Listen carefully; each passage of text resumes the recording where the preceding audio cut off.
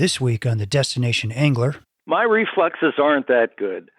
So when I see a fish eat my fly, I'm not going to break my wrist. I'm not going to pull back. I basically want to point the rod, extend the rod straight up in the air. All I'm trying to do is take the slack out. When that fish comes up and eats your fly, if there's no slack, he'll turn and go down. He'll hook himself. Welcome to the Destination Angler Podcast, the podcast for anglers who travel. And I'm your host, Steve Haig. We go right to the source, the local guides and experts, to build your knowledge of top fishing locations around North America. It's a big world out there. Now go and fish it. I'm going away for a while,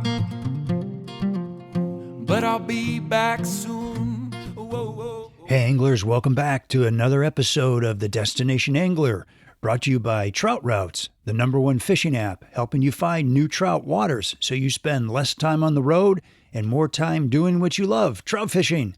Don't leave home without it.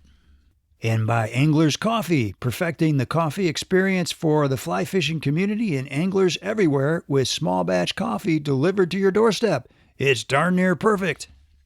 You can support the show by checking out these great sponsors. And while you're at it, be sure to head on over to the Destination Angler Instagram and Facebook pages for pictures of the destinations we cover and top fly picks our experts recommend. Coming up on the Destination Angler, we're headed to the wild and remote Chama River in northern New Mexico for some great hike-in fishing. After that, we have the world-famous McCloud River in Northern California. And be sure to backcast to catch the last episode of the Destination Angler on the Madison River in southwest Montana with freshwater fishing Hall of Famer Dave Cumling, who gives us the straight scoop on this incredible fishery. Dave provides a unique perspective from his nearly 50 years of guiding and fighting for anglers, guides, and the Montana rivers we all love. You won't want to miss these shows. And today our destination is the world-famous Upper Delaware River, and our guest is expert fly angler and guide Bruce Miller with the Delaware River Club. Just a few hours from New York City, the Upper Delaware is considered one of the best technical dry fly fisheries in the country. And with a hatch chart as long as your arm, the dry fly purists will find plenty to keep them busy and challenge their presentation skills. Bruce began fishing the Delaware River in the 1970s when there weren't even any fly shops in the area. And he bought his first drift boat in 1985 and now is a self-described dry fly and streamer purist. He's been guiding clients since 2007 after a career at, get this, IBM as a programmer.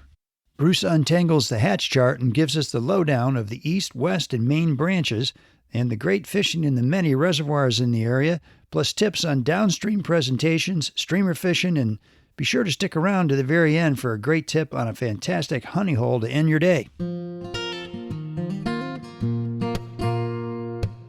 Welcome to the show, Bruce. Thanks, Steve. Yeah, glad to have you. And man, so you not only do you fish, you fly fish freshwater, but you also kind of like the saltwater game too, don't you? Very much so, yep. Huh, okay. Where do you like going for saltwater? Well, have fished a lot in the Northeast for stripers and blues and some albies in the fall, but okay.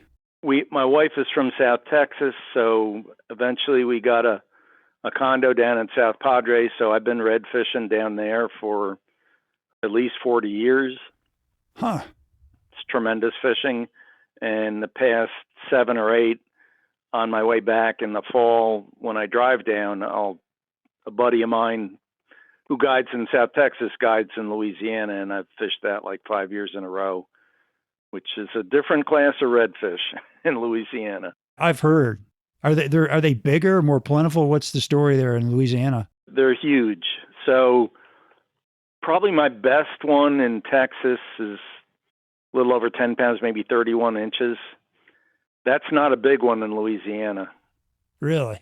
In 5 years, I think I've caught, maybe a dozen and a half between 27 and 30 pounds. Wow. Yeah, it's just a different class down there. And they've been in like 2 feet of water, 3 feet of water. So. Oh, that's fun. Now, what's a 27-pound redfish do when hooked? Actually, they're shaped a lot like a striper. They fight a lot like a striper. They'll make we're using 30-pound test tippet, so I mean, we can put the heat to them pretty good. 10 to 15 minutes, and we usually get them by the boat. Okay. Which doesn't sound like much, but 10 minutes pulling hard, yeah.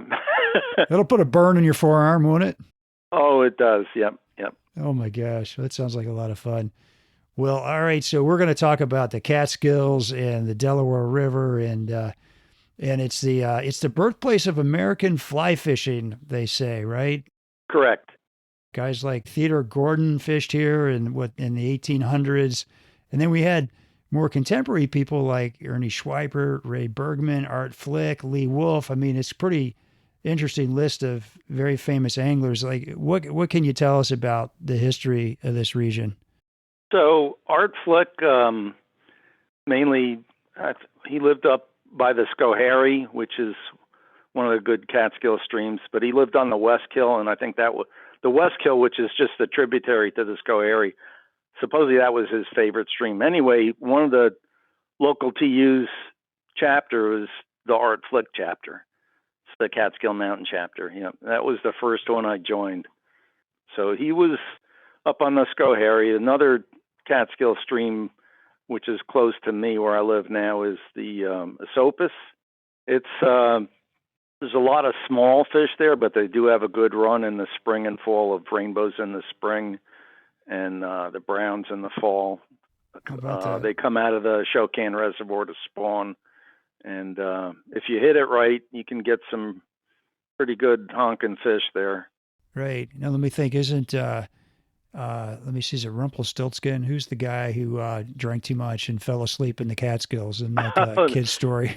Who's that guy? That was down in Sleepy Hollow. That wasn't really the cat. Rip Van Winkle. Yeah, Rip Van Winkle. That was actually in the town of Catskill, I think, or just outside it. Yeah. Okay, and with the wife who henpecked him, so he left for the mountains with a keg of whiskey or something. Okay, you haven't bumped into him, have you? No, not recently. No, not too recent. Oh my gosh. Well, let's start with maybe the broader fishing opportunities, because the Catskills is really loaded with some fantastic rivers. We did a show on the Beaverkill, but what are some of the other top streams in the area? You mentioned a couple of them already. Yeah, I mentioned the Schoharie and the Esopus. The Neversink is another one above the Neversink Reservoir.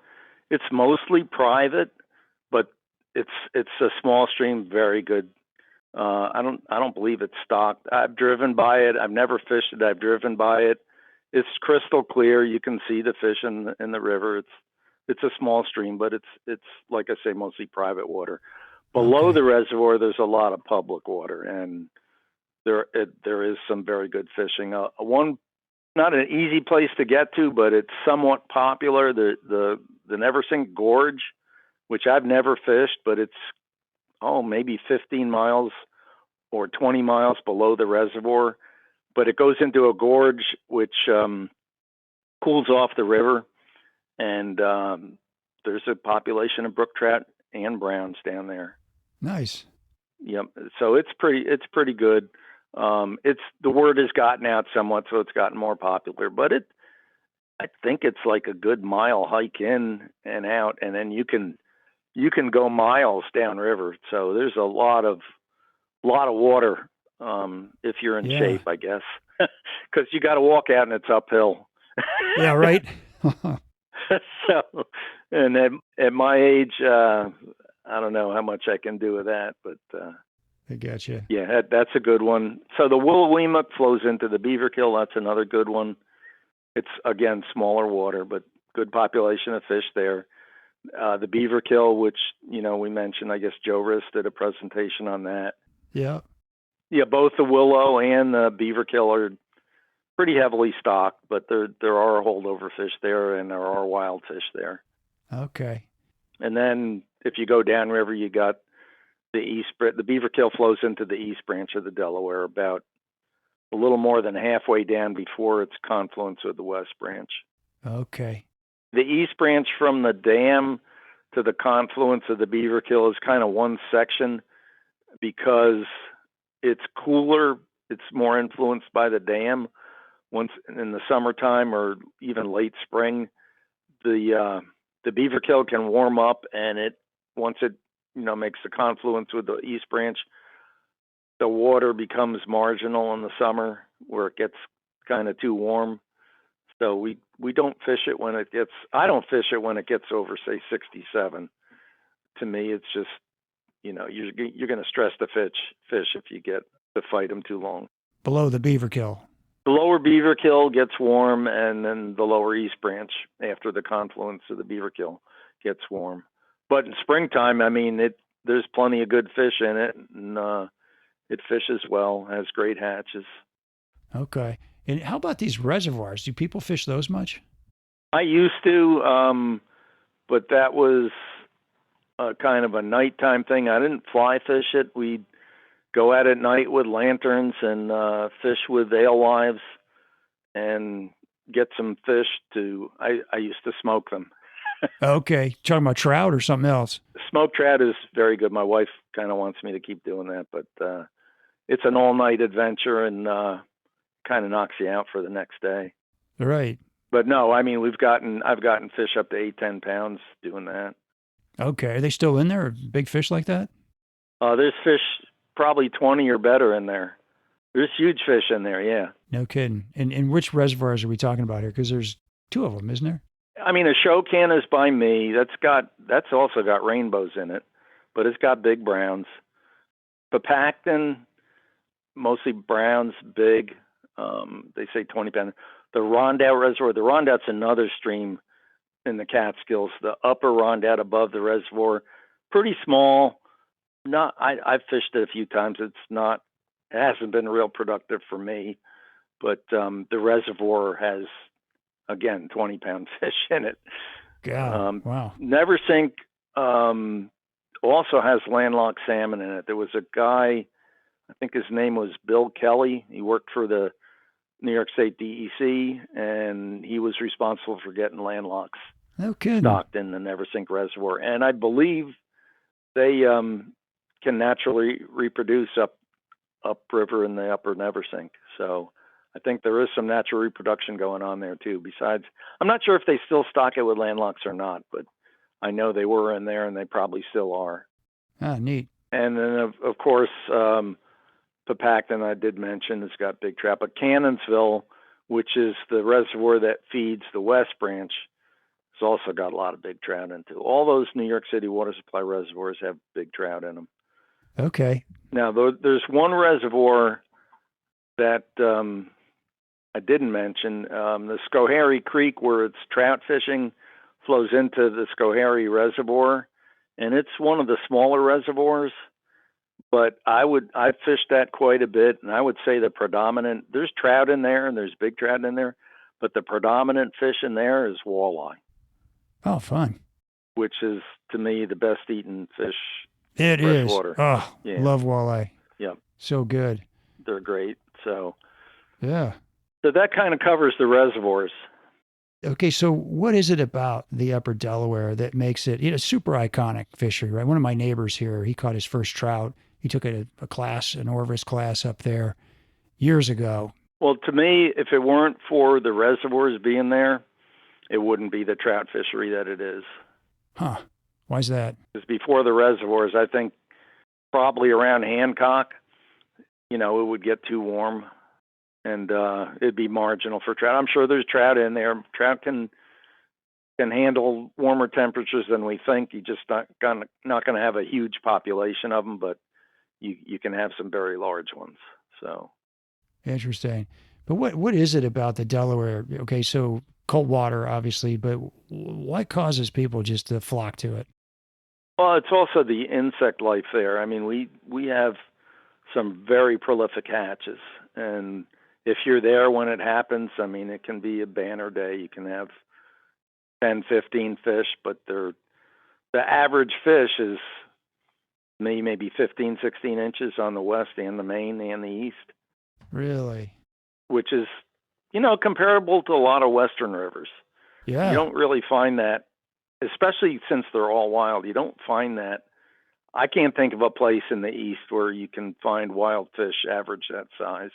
Yeah, no kidding. Wow. And catching 10 to 15 decent-sized trout in a day, that's pretty exciting.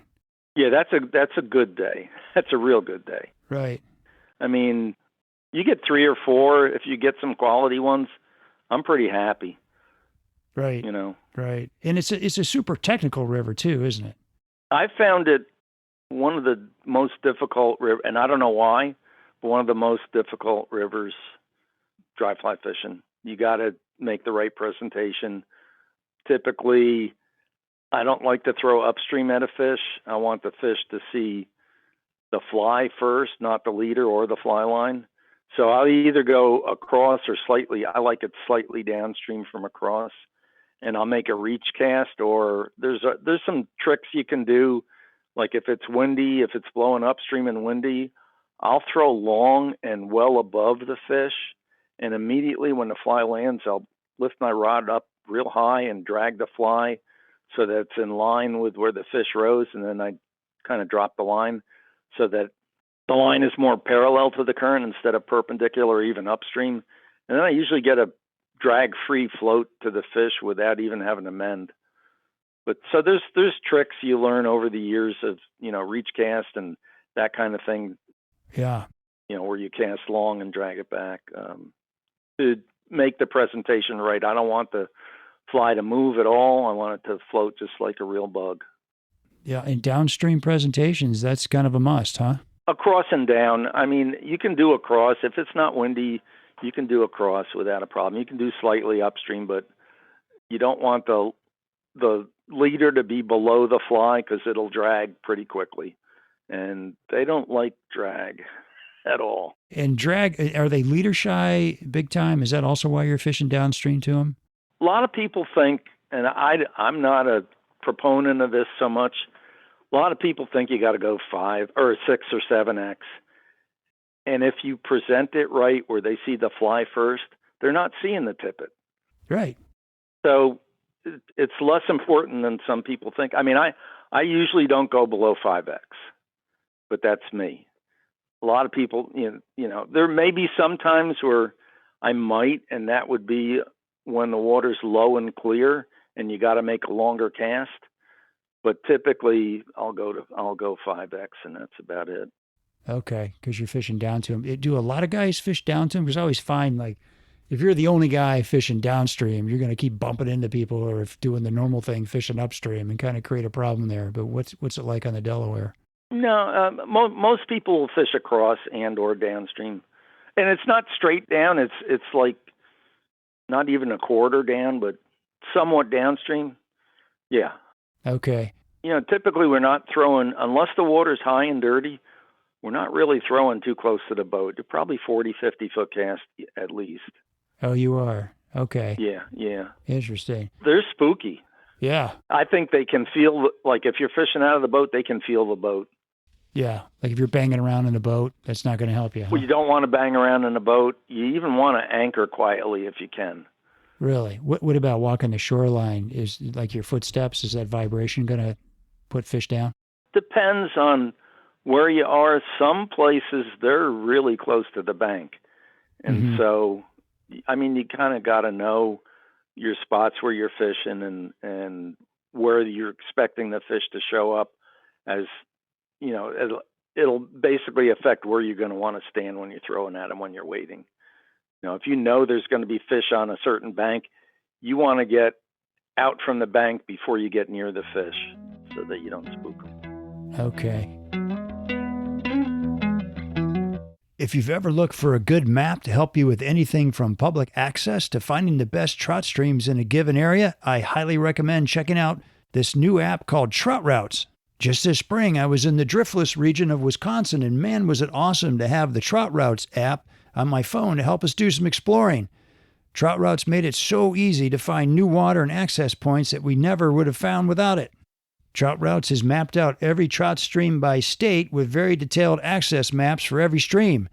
They have over 15 different map layers with hundreds of thousands of access points. They also have local fly shops, the ability to take notes, and even local stream regulations, and you can download maps for offline use. Today, Trout Routes covers 23,000 trout streams in 23 states, including Montana, Colorado, Pennsylvania, Michigan, Wisconsin, Wyoming, Missouri, Virginia, Tennessee, Georgia, North Carolina, West Virginia, and more. And they're adding 10 more states this year, including Utah and New York. So if you have an upcoming trip or are looking to explore nearby streams, I suggest you check out Trout Routes today on your Apple or Android phone. Don't leave home without it.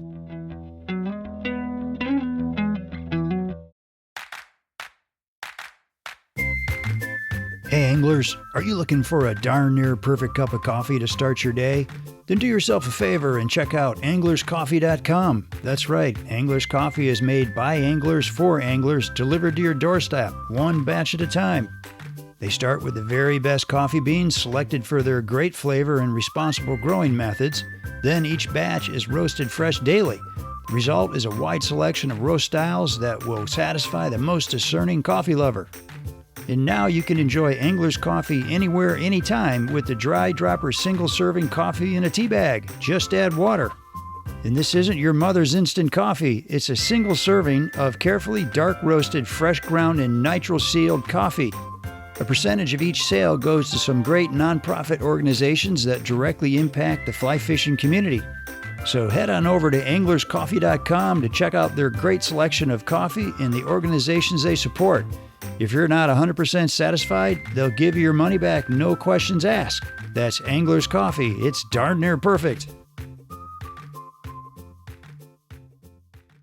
And so what does cover look like in this Delaware River system? I mean, it's a pretty big river, right? So are you looking for troughs, riffles, runs, or undercut banks, logs? What are you looking for?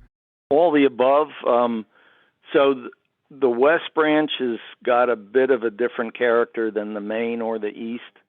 The lower East is more like the main, where it's kind of most of the banks are kind of gradual from the bank out to the middle of the river, but there are places where it drops right off next to the bank. But Okay. a lot of the main and the East are gradual banks, where the West is different. You can have, more vegetation near the bank, more of a steeper drop off on some banks. Okay. So the West Branch, I would say, is more, you can find some big trout more on the banks than the Western Maine or the Eastern Maine. Although, there are exceptions. There are exceptions to that, but Okay. Yeah. And you've got browns and rainbows in here? We got browns and rainbows, some brookies, and every once in a while somebody gets a tiger trout. Oh, yeah? Is that right? Okay. Yep. I think I sent you pictures of all the above. So Got them all. Folks, Bruce sent me some great pictures I'm going to put out on Instagram and Facebook, so check that out when you get a chance. All right, so back to this downstream, method of fishing dry flies and whatnot. So tell me about your hook set. I always feel like I'm doing that. I'm pulling the hook out of their mouth, right? I mean, some people say, God save the queen before you set the hook. Yeah, I've heard that. My reflexes aren't that good. So when I see a fish eat my fly, I'm not going to break my wrist. I'm not going to pull back. I basically want to point the rod, extend the rod straight up in the air. All I'm trying to do is take the slack out. When that fish comes up and eats your fly, if there's no slack, he'll turn and go down. He'll hook himself. If you pull back, if you break your wrist or pull back, you'll either, you can hook them and not break the line, but you can hook them and break the line, or you can pull the fly right out of his mouth. So I try to not be too aggressive. It's quick but not strong is how I say it, but I come straight up. I don't want to break my wrist. I don't want to pull back. I just want to take the slack out, and typically they'll hook themselves. That's a great tip. Okay, so the other thing is like you float a bug over the top of a fish. Now what? He doesn't take it? What's your backcast? I let it go well beyond him, and then I'll strip it in. I don't want to make a commotion at all anywhere near the fish. They will spook. But that's the other thing. Is it the pattern? Did he see the fly? Because a lot of times, and especially the slower water on the Delaware, the fish don't stay in one place. They cruise. And it also depends on how heavy the hatch is. I think the heavier the hatch, the less they'll cruise. But if it's not that heavy a hatch, especially in the real slow water, there's a lot of big, slow, deep pools where they rise. Okay. So to combat that, wait until you see the fish rise and then get the fly to him like as quickly as you can, because you know where he is. Okay, so you're fishing to risers mostly, not just kind of blind casting. Yeah, we don't. I mean, we will. So we will do blind casting more so in the fast water with a big, like a March Brown or a green drake or something big, an isonychia, something larger where they, don't have a lot of time to make up their little minds and eat it. But it's more in the riffly or faster water where we'll blind cast the dries. Oh, you will? Okay, in a likely spot. Yep. Oh, interesting. Now, if you get into the riffles, are you now fishing upstream for them? No, I'll quarter. I mean, because a lot of times we're doing that. Like if we're blind casting, I mean, you can get the people out of the boat and have them cover water just like they're nymphing. Yeah. Just cover water thoroughly. But typically we do quite a bit of river. We might do 6 to 10 miles of river, and so we'll throw as we're going out of the boat when we're blind casting. And you've sort of really become a dry fly purist, and I'm wondering why that is. I wouldn't call it a dry fly purist. When there's nothing going on, I mean, we'll nymph. If the conditions are right for streamers, I'm big on streamers. But no, if there's nothing going on, I'm not going to just have conversation all day. I want my people to fish, so we'll nymph. Okay. And you say conditions right for streamers. What do you like? What are good conditions for streamers? So my opinion is the streamer fishing is best when there's low light, and that can mean high dirty water, evening, morning, cloudy. Like a cloudy, overcast, high dirty water day is kind of ideal. Yeah. If it's low, clear, sunny, not even going to string it up. Right. I mean, I'd say maybe out of 50 times trying that, you might get 3 or 4 fish on a couple of days, but you're not going to have the high percentages of fish coming after. I mean, we've had some tremendous streamer days where, you might get 30, 35 hits in a 5-6 hour period. Yeah. Boy, there's nothing more fun than having a brown trout hammer the end of a streamer. You just feel that jerk. Exactly. It's a lot of fun. But it's also visual. Yeah. I was going to say, are you kind of down and across with those and like kind of letting them straighten out? I'm kind of across. I'm not so much down. I don't want the current to influence the streamer that much. I want the angler to impart the action on the fly. Really? Okay. Yeah. So I'm rowing the boat. I'm kind of holding the boat back, going slower than the current to cover the best water thoroughly as we can as we go. And it's a structure thing. I mean, a lot of times the structure is the bank, but there's a lot of times where there's a lot of structure not right on the bank. So yeah. And structure in your river looks like what? Rocks, logs. Yeah. Okay. That kind of thing. All right. Do you get those shelves and those buckets and those drop-offs? There's some of that. Yeah. There's some ledge rock spots where there's that. It's mostly boulders, that kind of thing. Oh, it is. Okay. Yeah. Yeah. Cool. What are your go-to streamer patterns? Come on now. Let's hear it. People give me a hard time on this, and I tied them for the shop this year, a black woolly bugger. There you go. Hard to beat, right? Hard to beat. I tie it on a size 2, and it's hard to get rid of. I mean, I've been probably using this pattern for at least 40 years. It still works. A woolly bugger 40 years ago. Okay.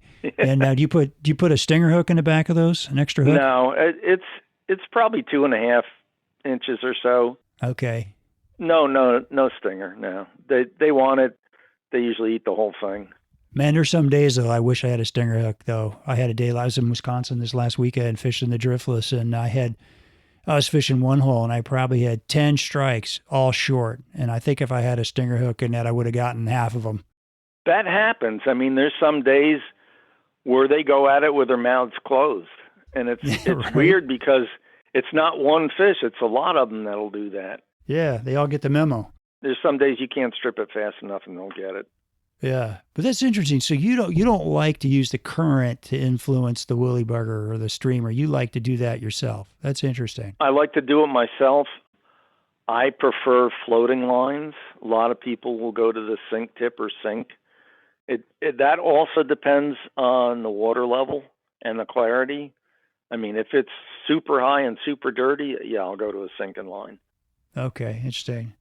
But I mean, I've fished with the other guides, and I'm throwing floating. They're throwing the big articulated stuff, and I'm throwing my stuff, and I'm using my floating line. They're using the sinking, and we do about the same. Huh. What's the biggest fish you've seen come out of this system? Biggest fish I've seen, or I know of, Yeah. was it's like 33 or 34 inches. So it's like 15 and a half pounds. There's a mount. There were two mounts made of it. One of them is in the West Branch Angler in the downstairs restaurant where the bar is. It's huge. That's big fish. I believe it was caught on a zonker. It was caught in 1996. I remember that well. But huge fish. I've not caught them, but I've seen them maybe a dozen or so in the 30-inch range in the river.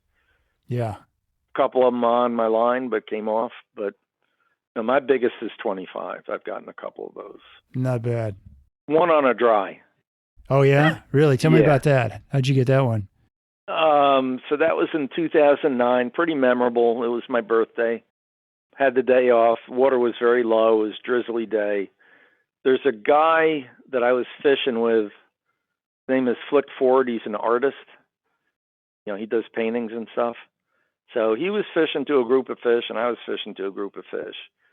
And we both had rising fish and weren't really connecting too much. But all of a sudden, the drizzle came a little harder, and my fish stopped. So I kind of walked up to him, see how he was doing.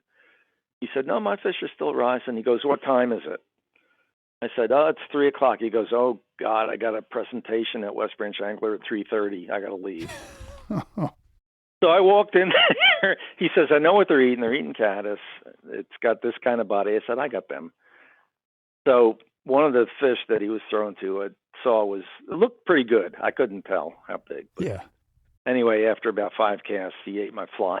It was that fish. And I got him, brought him in, and I didn't have my camera with me. And I'm going, "Oh, my God, this is my best dry fly fish on the Delaware." So I put it in the net, and I walked up. There was another guy. I said, "Hey, can you hang on to this net? I'm going to go to the car and get my camera." And he did. And I think I sent you one of the pictures of that. Oh, I've got a picture of that? Okay. We'll put that out there. Yeah. A big one. Yeah, it was on my birthday. And then another guy, this is in the campground about a half a mile above the Delaware River Club. There's another guy who had a camper in the campground. Just so happens his birthday is the same day as mine, right? And Yeah. I showed him the picture. I didn't show him the fish, but I showed him the picture. He goes, "Yeah, that's awfully nice, but I'm happy getting 16 to 18-inch fish." I said, "So am I, but I'm done for the day." The next day, he was using a size 18 blue quill. Got a 26. He did? That same guy? Yeah. Oh, my gosh. He said, "Yeah, after that, I was done for the day, too." Oh, he took your advice. How about that? Yeah, his name is Randy Wagner. He worked, I don't know if he might have just retired or he's still working there. Martin Guitar down in Pennsylvania. Yeah. Sure. Yeah. He's worked there his whole life, so he and his wife, so yeah. Those are fantastic guitars. I love those. They are, absolutely. Do you play a little bit? I don't. I play the stereo. You do? Okay. All right. Very good. You're into music. Let's back up for a second here. And could you kind of break down the major sections of the Delaware? I know there's the east, the west, and the main, but how do they kind of break down? And how does the stream, the character change, and the fish profile, that kind of thing? I'd break it down by, say, the upper east below the reservoir. It's cooler water because of the reservoir influence. It's probably, I'd say, between 15 and 20 miles long. Crystal clear water. There's a lot of deep pools, but there's a lot of shallow in between, but very technical. There's plenty of big fish in there. I have caught brookies in there too. I think the lower section can get rainbows up from the lower east and the main. I have caught some rainbows, but it's mostly brown trout. Okay. They used to stock it. I'm not sure if they still do anymore or not. I know they used to stock it.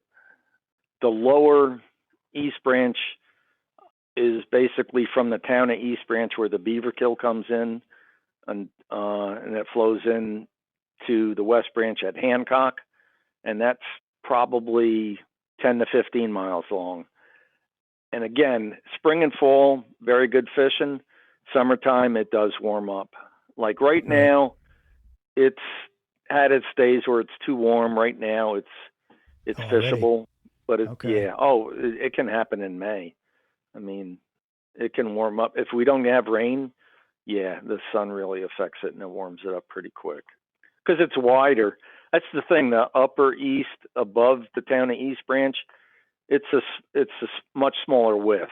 When the beaver kill comes in, the East Branch gets wider. Like about how big is, like the upper, how big is that? Like how wide?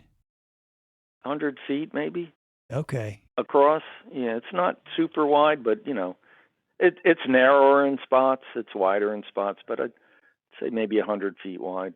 Where it's probably more than 100 yards wide. Oh, wow. Really? Yeah, it's much wider. Yeah. Real wide and shallow as well? Well, there's deep spots. There's plenty of shallow, but there are deep areas also. Can you wade? It sounds like you can wade the upper, but maybe not the lower. You can wade both. You can wade both. Okay. There's a lot of private water on both. So I think I mentioned in the bio that I sent you, there's some books that I got mentioned in, but Yeah. the Paul Weimer came up with 2 books on Fly Fishing Guide to the Upper Delaware. He's got 2 editions of that. Very detailed on public water. So if anybody is interested in getting a guidebook, that would be it. Paul Weimer's. Okay. It's in detail. I think he I guess upset a lot of people because he even had GPS coordinates. Oh, man. I mean, all you got to do is drive the road and look. It's not rocket science. I mean, I don't know. I didn't get pissed off about it, but some people were upset. But let me tell you, the river has been discovered. There's no secrets out here, huh? No, because of the internet and the fly shops and the guiding. I mean, people take a guide trip with a drift boat a few times and they go, yeah, I can do this, and they get their own boat. So I think there's probably something like maybe 80 or 90 guides that can do the main stem because that's national parks, wild and scenic. And I'm sure at least 20 or 30 that don't go on the main stem, just do the east and west and just have like New York Okay. guide's license. And then there's probably 200 private boats. Okay. Huh. Well, I mean, you're talking about what, 60, 70, 80 miles of river total Yeah. between the 3? Yeah. Probably 80. The only issue is in the summer that gets reduced. So the upper east is not going to be floatable that often unless, I typically won't consider floating unless it's like 700, 800 or 1,000 at the dam, which typically will mean it's spilling. I want high water. I don't want to upset waders. So the upper east is floatable only when it's high, usually in the spring. Okay. The lower east is floatable in the spring until it gets too warm. Okay. Right? The west is floatable pretty much the whole season because the major portion of the releases come out of the West Branch, out of Cannonsville. I think that's because the water quality for drinking is not as good out of Cannonsville Reservoir as it is out of Papacton. Okay, and that's New York City's water, is that right? Yeah, so they release more water out of Cannonsville typically than Papacton. Like right now, we're getting maybe 150 cubic feet per second out of Pacton, and we're getting 500 out of Cannonsville. Okay.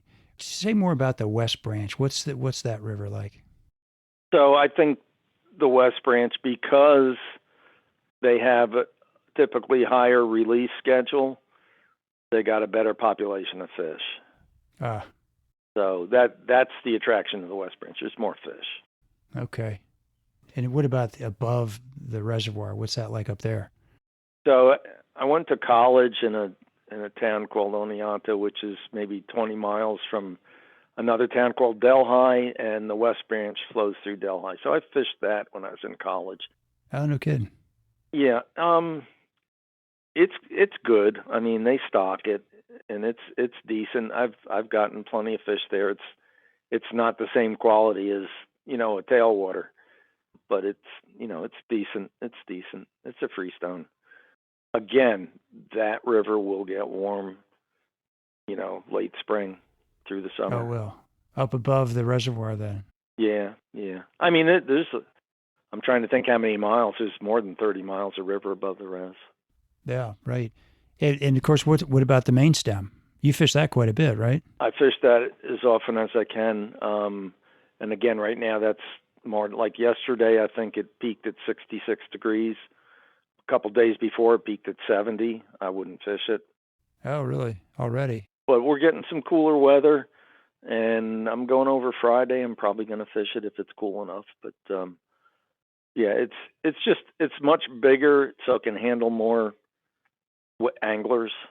Right. More wide open, so I kind of prefer less of a crowd. Yeah, me too. What are flows like? So right now it's probably 2,000 cubic feet per second, but it's a big wide river. Okay. It's not a big deal. I floated it at 12,000, and it was still fishable. So. Yeah. Okay. Well, it's a wild and scenic river. Is it just the main branch that's designated that, or are there some other sections that are? It's just the main branch that's National Parks Wild and Scenic. Correct. Okay. Can you describe that? Like, what does that valley look like with this river? It sounds like it's probably beautiful. It is. I mean, it's got all kinds of wildlife, which I sent you a bit of. I don't know if I sent you any deer pictures, but there's ospreys, there's eagles, there's herons, there's bear. Yeah. And deer, yep, and various other critters. Not so much along the river, but Okay. all your typical animals, foxes, and I've never seen a bobcat. We've seen plenty of foxes. And how about public access on the main There's branch? a lot How's of that? public access. Yeah, there's Okay. a lot of public access. There's plenty of places to wade fish it too. It's just a matter of the water flow, if it's wadeable. I got you. And do the flows vary a lot during the year? They can. I mean, the rains can really affect it. Yep. Okay, interesting. But typically, early spring is kind of tough to wade. It's too high. I mean, it's a big river, so you're going to want to feed or fish the feeder streams, or like the Beaverkill, Willowweemuck, above upstream more, because that's really Delaware water. Beaverkill and Willowweemuck are Delaware water. All right. So in all your years of being on the river and guiding, what kind of wild things, crazy things have you seen? One thing that I had never seen, I've seen it on video on the internet, is the eagles doing their death spiral. I guess it's a mating ritual. Yeah. But last year, I was at Junction Pool where the east and west come together, and I looked up. It was very high up, maybe 500 feet, whatever. And I see these two birds come together, and they start spiraling down. And I knew what it was because I had seen it on the internet. They got down doing their spiral about 100 feet above the river, and then they separated. That's cool. I've seen videos where they don't separate until they hit the water. Oh, really? Yeah. Oh. Oops. So, but it was. I wish I could have gotten my phone out quick enough and taken a video of it, because it was pretty cool. Yeah, I've seen that too. I was down in Arkansas fishing the White River, and we looked up, and I thought a piece of an airplane broke off because it was just the strangest thing. Yeah. Can't really figure out what it is. And then my buddy was like, "Well, that's called the dalliance of the eagles." I'm like, "What are you talking about?" Right. He was in a play in 8th grade and had his lines still memorized as like a 50-year-old, of this Walt Whitman poem called Dalliance of the Eagles. And that's what it's all about. They mate as they're falling together in the sky. So, Yep, it was pretty wild. yeah. And then you were telling me before the show that you were fishing with your doctor and had an interesting encounter. Yeah, it might have been probably 20 years ago, but water was high. It was good streamer conditions, so he's rowing, I'm throwing streamers, and we get down to this run, and I hook up, and fish is like 18 to 20 inches, decent brown, and it's fighting. All of a sudden, it starts twisting, and the line got twisted up around its midsection. Mm-hmm. So it was acting like it was snagged, right? But I mean, it was hooked in the mouth, but it was all wrapped up in the line. Well, it came up to the surface. I look downriver about 50 yards, and I see this eagle sitting in this dead branch, and I'm going, oh boy, Yeah. he's going to see this, and he's going to come after us. So I start stripping line off my reel as fast as I can to try to get the fish to dive down. Well, it wasn't in time. The eagle took off, grabbed the fish. It was probably 3-4 feet down, but it wasn't deep enough. Grabbed the fish, started flying away. He was probably 25, 30 feet in the air. The line came tight and broke. As soon as that happened, he dropped the fish. So that fish had a tough morning just trying to eat. Oh my gosh. He dropped the fish. So yeah, I guess a 5X leader. You need a little heavier than that. Oh no, I don't use 5X when I'm streamer fishing. I'll use. Oh, you stream. Okay. Yeah. I'll use 15 pound, and it still broke. Oh my gosh, that's a great story. Now, Yep. speaking of stories, so you were a computer programmer for IBM, had Yep. your guide license for a number of years, and then retired from IBM and got into guiding. How did all that happen? Well, I got my guide's license because at the time IBM was, I don't know, we had this guy that was CEO that was questionable, and they might have started to get rid of people, and I wanted to have a backup plan in case I was one of the unlucky ones to lose their job. So I got my guide's license as a backup, and never had to use it, but at least I had it. I never thought I would guide because I like to fish too much, right? But after 20 some odd years of fishing the river, when I retired, I just wanted to have an excuse to be on the river more. So I figured I'd take other people out and share what I knew. And it's been fun. I've been doing it for probably 15 years now. No kidding. Yeah, it can be pretty rewarding. Yeah. What do you like best about guiding? You say it's rewarding. What's rewarding about it for you?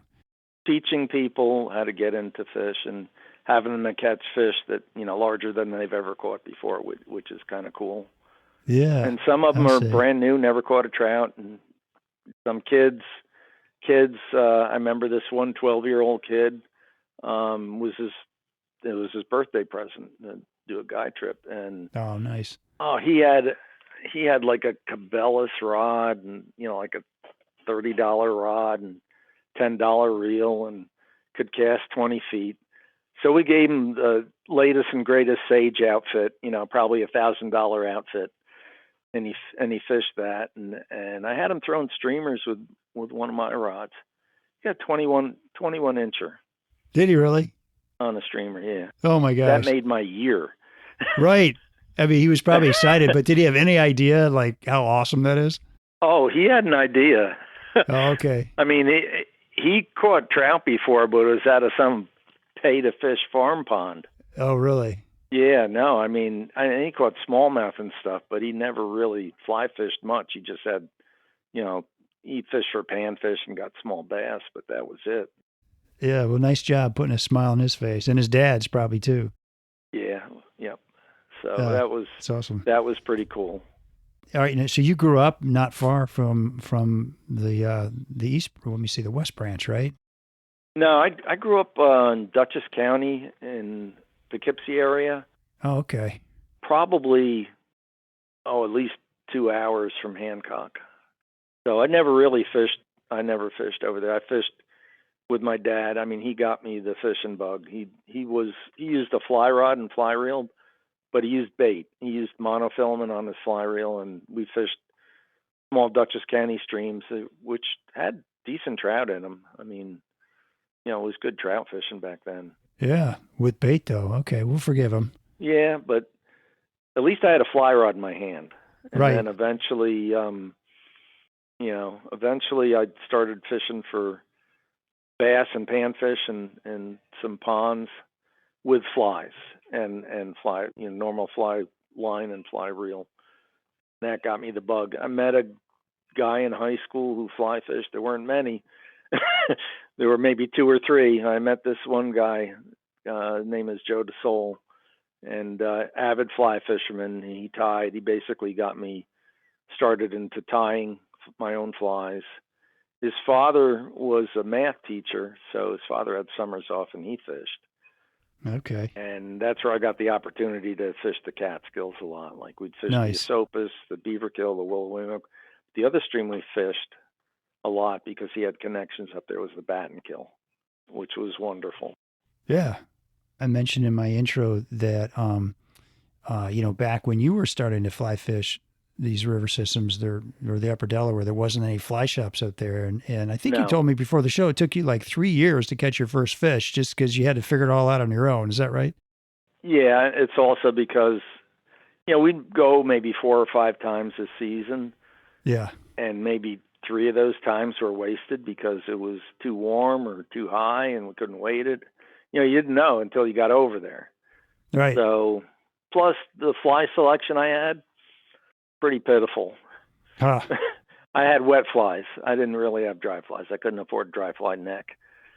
Okay. Yeah, that's expensive for a young guy. Plus, the tackle I had, might have been the first graphite rod that came out. It was a Fenwick HMG, but it was 7.5 feet. So I could cast, 35, 40 feet. Fish That's were it. rising 45 feet away. That's it. I'd take a couple steps toward them. They'd move a couple feet farther out. So they knew how far I could cast. That's funny. Yep. Tell us about the Delaware River Club, because it's not really a club, right? No, it's just a kind of a resort. We have 13 rooms. I think there's 8 doubles and 5 singles. We have a fly shop and we have a guide service. Nice. But initially, Al Cucci was the guy who owned it. Trying to think of when he bought it. It might have been 91. I know in 91 he wrote an article in Fly Fisherman about the West Branch. I think he called it the Bighorn of the East. Yeah. So when we first got our boat, there were 3 guides on the river in 85. In 91, after Al wrote that article, I think in 3 years it went from 3 guides to 50. Wow. So it got discovered. Now, is it mostly New York City people coming up there, or do you get people from all over? All over, a lot of Philly area, a lot of New Jersey, but all over. Maryland. I've had people from Texas. Yeah, all over. Oh, interesting. Anybody famous you can share? Well, he wasn't really a fisherman, but last year, a guy named Jay Johnson was in my boat. He just came up. It was just a boat ride. He was head of Homeland Security under Obama. Oh, no kidding. And it turns out he grew up 10 miles from me. Oh, really? Which is what we talked about mostly in the boat. Yeah. But yeah. Okay. Just wanted to relax, huh?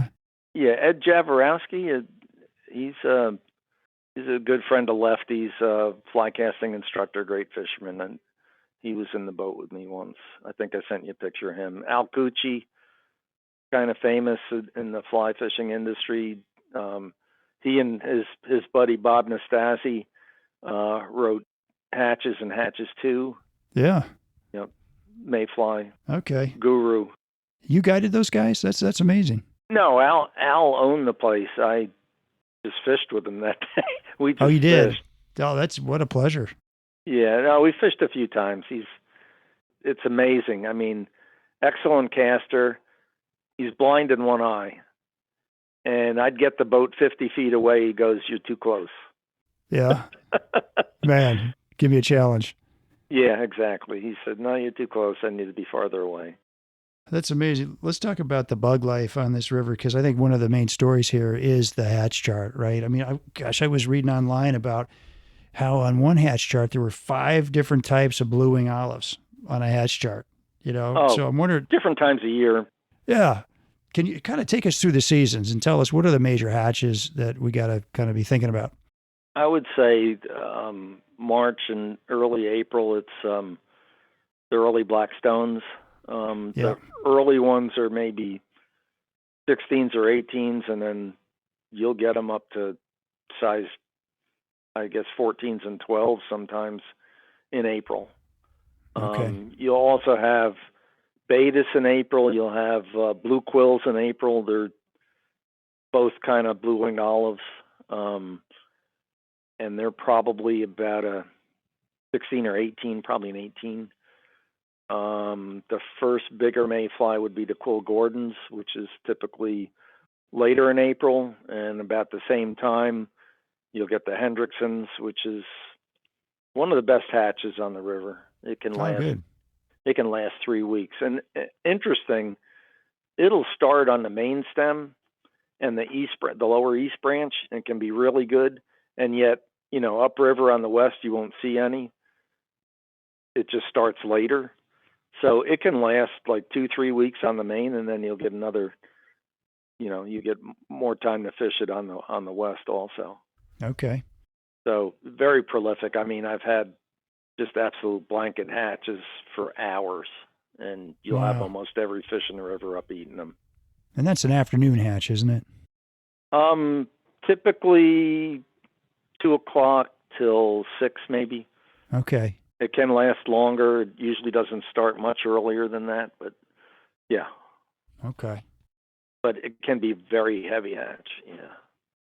After that, yeah. Well, you also have at about the same time, typically first couple weeks of May, can last for weeks, is Brachycentrus accatus. There's the dark Brachycentrus are granums, and the light ones are the apple green caddis. And there's times when the fish really got them, and that can be like a snowstorm Huh. with bugs. Yeah, it can be blanket hatch also. Cool.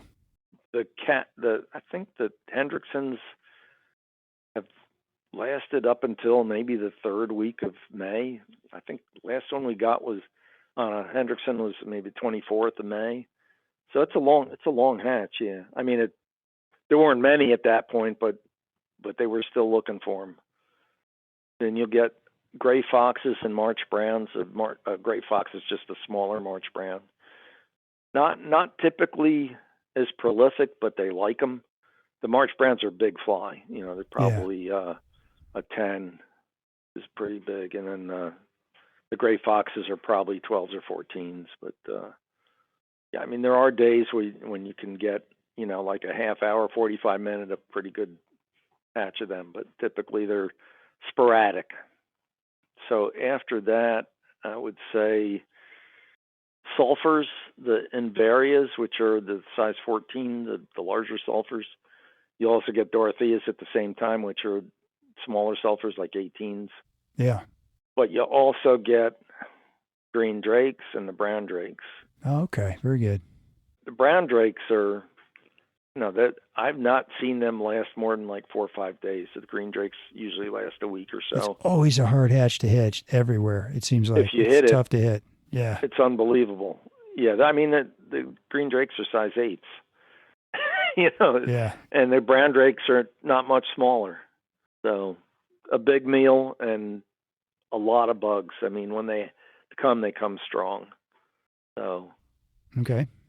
I haven't hit it great, but when you do hit it, pretty much every fish in the river is eating them. Gotcha. Okay. So another hatch kind of after that. There's 2 good ones. One's another blue wing olive, cornuta, which is probably one of the better sized blue wing olives. They're like a 14. They can be very prolific also. And then there's the Isonychia, which is pretty good sized fly, 12s, sometimes 10s. Later, there's like 3 different varieties of them. There'll be one midsummer and then one in the fall. The ones in the fall are smaller. There might be a 14. But so that particular fly is one that we will blind cast. They do like them, especially in the riffles. Okay. And why do you blind cast that fly in particular, as opposed to the other ones? They're bigger, and they'll tend to look for them. You know, if they're out, they'll tend to look for them and eat them. All right. Yeah. They take advantage of them. There's various, like Cahills, and there's Benos of various kinds throughout the summer. But it's day to day. It's not something you can depend on. If you hit it right, it can be very good. There's a sulfur hatch that I would have to say mainly on the upper half of the West Branch that's very consistent and fairly prolific. That being said, it's the toughest hatch I know of on the river. I can throw 12 different patterns and maybe get a couple of eats. And yet you can see them eating the duns right off the top. No kidding. It can be very frustrating, but a lot of it's presentation and a bit of it is pattern on that particular hatch. Are you sometimes throwing emergers at them or spinners? A lot of times, yes. Okay. Trailing shucks, various different colors, sometimes orange, sometimes yellow. For sulfurs, yeah. Yeah. We try a lot of different stuff. Half and halves, like I think Henry Ramsey has a really good half and half pattern, which is basically the bottom half is like pheasant tail color, and then the top half is the yellowish with the hackle. And it's an emerger. It's on a curved shank hook too, but really good pattern. But again, they don't always eat it. Those buggers. Yeah. So then, I mean, we'll have various caddis. We'll have various stoneflies, some of the larger stoneflies. But again, it's not a dependable hatch, the stoneflies. When they're there, you definitely want to throw them, but not always. They're not always there. It's not really dependable. Okay, I got you.